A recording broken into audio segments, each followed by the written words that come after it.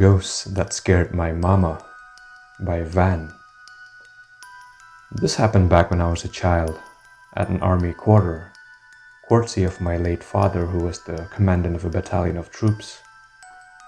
Our residence was an old building built sometime during the 1950s. An old two-story structure, 4x4, meaning other families stayed in the same building, two on each side.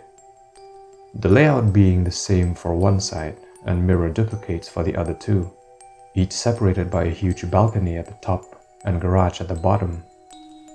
The house was quite huge, with a master bedroom, two extra bedrooms, two baths, two toilets, two living rooms, a drawing room, a dining with a separate kitchen. Enough with the details. It was during our stay at the residence that we had witnessed several occurrences.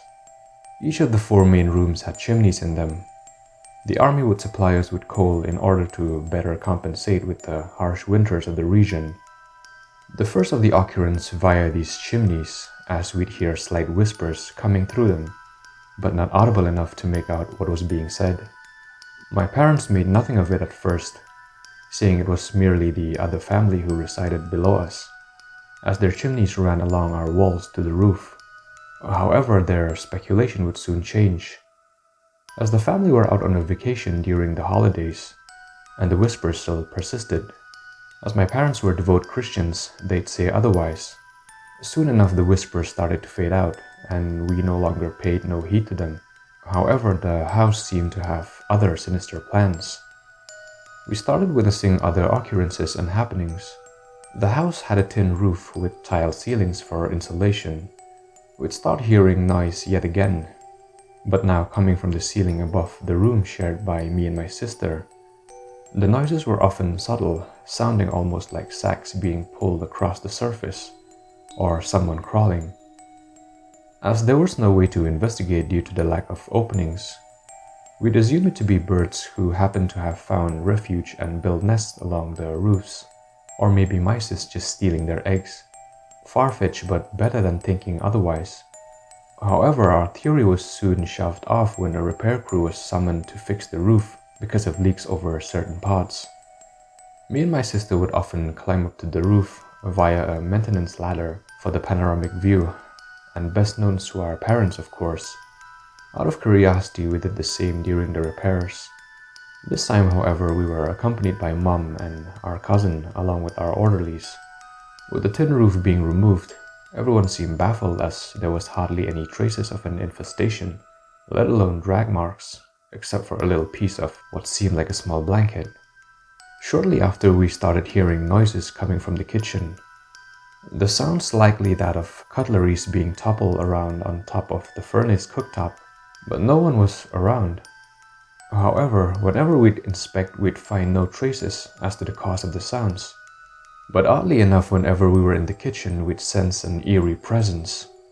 My mother was the first to have witnessed one such happening when my father was out of station on duty, after she had undergone a kidney stone surgery a few months back.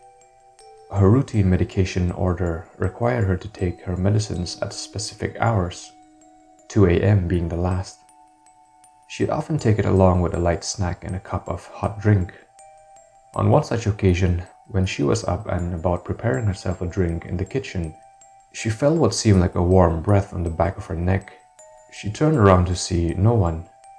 A little unnerved, she finished preparing her drink and about to return to the bedroom, when through the corner of her eye a glimpse of movement caught her attention.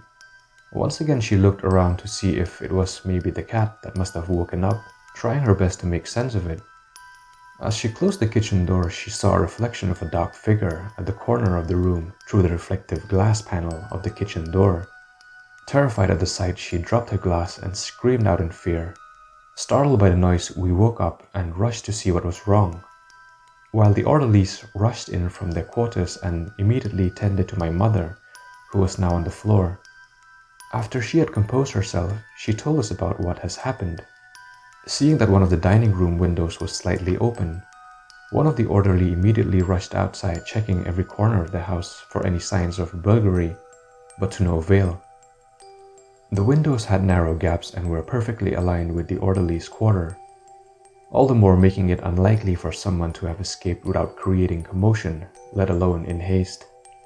After the incident, my mother refused to talk about it further. It was only years later, after we'd moved to a different place, that she started sharing about what really happened. This was especially strong at the small storeroom by the corner of the kitchen, a small room intended for storing rations and groceries, about 6 by 4 feet in area, without any vents or openings except for the door. It was in this very room that my 19-year-old cousin also had witnessed something paranormal. But this story, let's leave it for another day.